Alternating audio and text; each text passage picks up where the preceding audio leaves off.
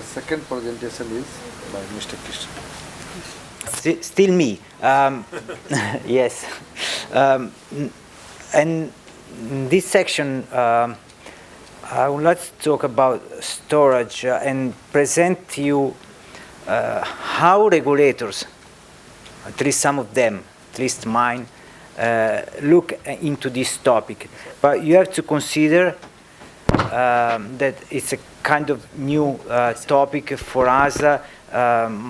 So it's something that we do not have a common vision already implemented in Europe. In day ahead, for example, or in intraday, we are much more advanced in the integration. So most of the things I'm going to say now might be based sometimes even on national experience rather than European ones.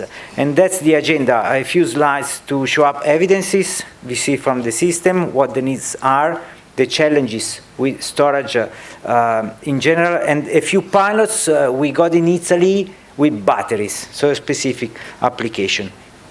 Two evidences. Have a look on the left side of the slide. You see a conceptual scheme that represents the outcome of the market in yellow. An operator is required to produce 1 hour to the other a different power output, say from 400 to 500 megawatts, and that's the yellow line. Of course, physically, the step is not possible. So the generation plant follow the dashed red line, which creates problem on the blue line, which is frequency. This is gonna we experience daily, or let's say hourly, and any change of the hour. And sometimes see this is a problem. It's not always a problem, but a few hours during the year, this creates some confusion into the system.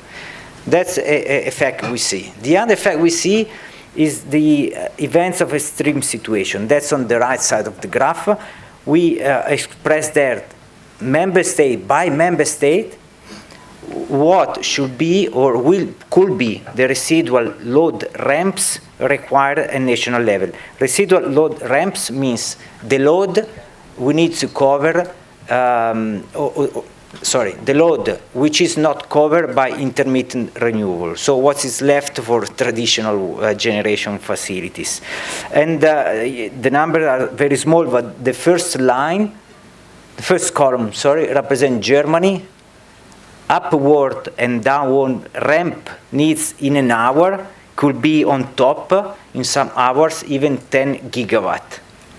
That's very steep. It represents, I don't know, 20 CCGT, entering full power in an hour into the system. So what we see in the system is, as discussed in the previous presentation, very high modulation performance is needed, quick response times, and basically no or not significant dynamic constraints one moment to the other. In the box you see some more examples related to ramp rates or switching direction in ramps, the start type, shutdown times. All traditional technology have limitation in this respect, let's say. So in order to introduce also energy storage system, I would say that the system needs at the moment requires services with stronger performance than what we experienced in the past. That's why also storage facilities are more than welcome. Okay, so I want to take this in a very ascetic way, and whatever technology is able to provide this sort of services is of course very welcome. But if you look into the storage system in particular, to be honest, has been the topic quite new from a regulatory perspective. We face, let's say, 4 big challenges to my experience. One is about the definition, what a storage system is, what are the technical configuration in the system, is there any technical standards we can apply. Then of course we go to the matter of ownership, we got a specific slide on that. Then we need to define connection rules and network tariff, to let them compete on a fair basis into the market. And then, of course, there is what kind of market is there they can bid in.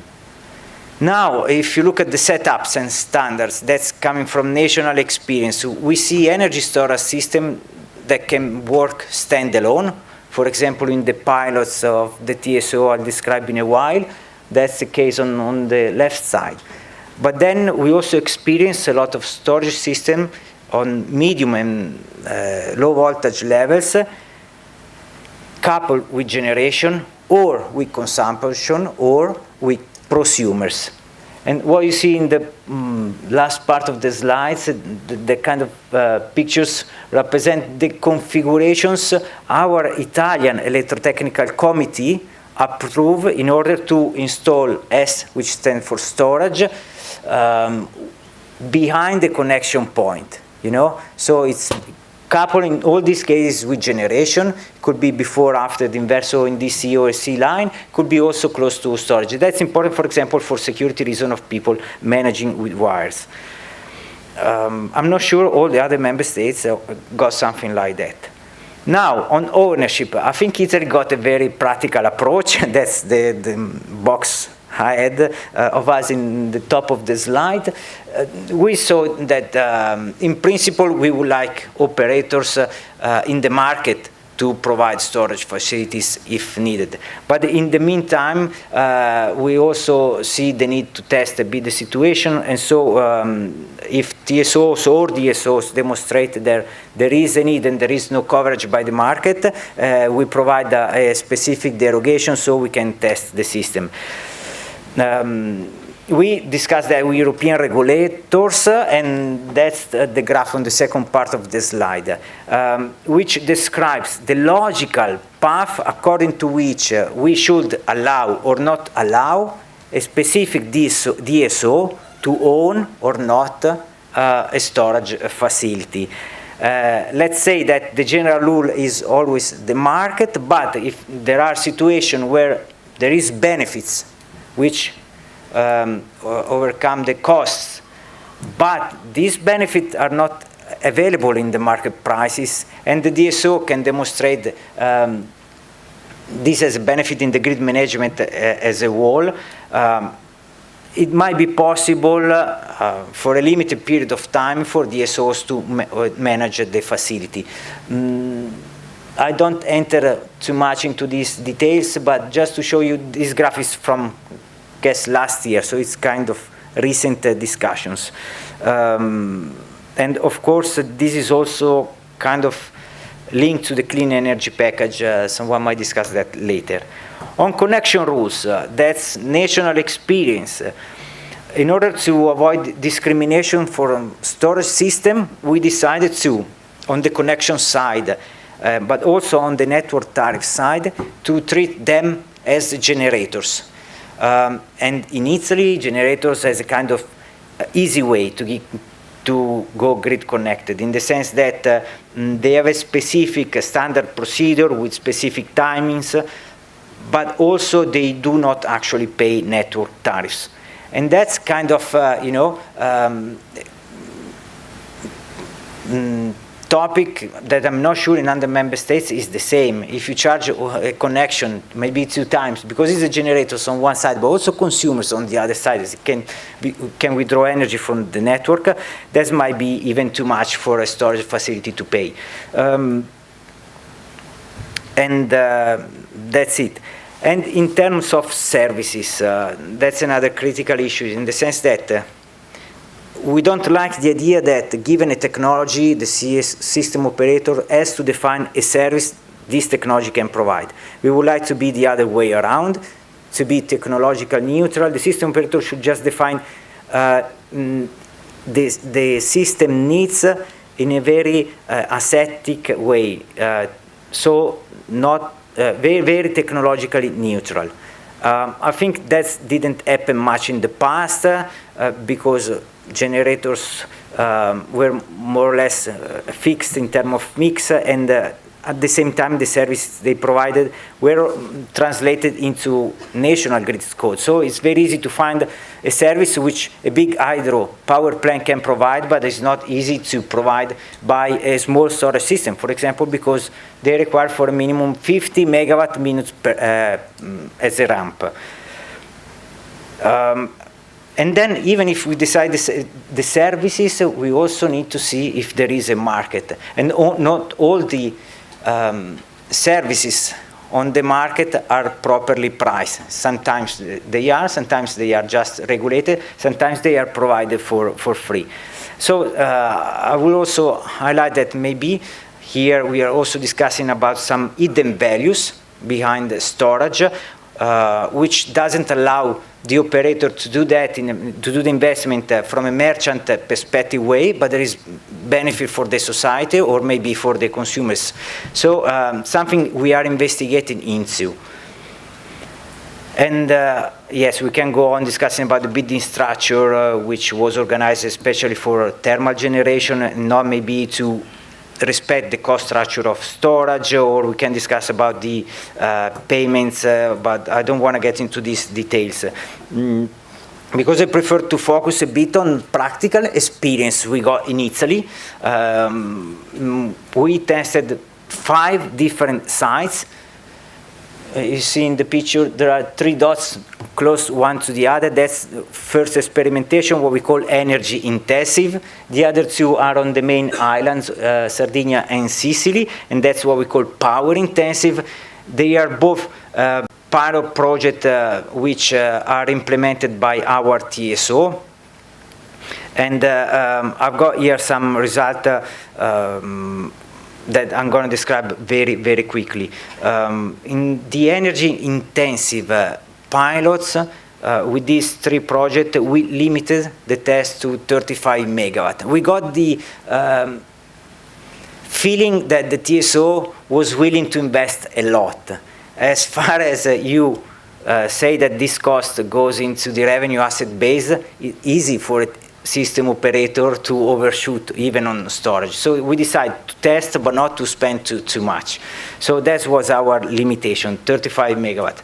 And the scope was very specific because in that area we got a lot of wind energy, and in the last years, because of transmission congestion, as we discussed this morning, we had to curtail a lot of wind energy, which actually was against a bit the political willingness to improve renewable generation in Italy. So we installed this storage capacity in order to shift in time energy whenever was produced but was not able to be dispatched by the TSO because of congestion problems.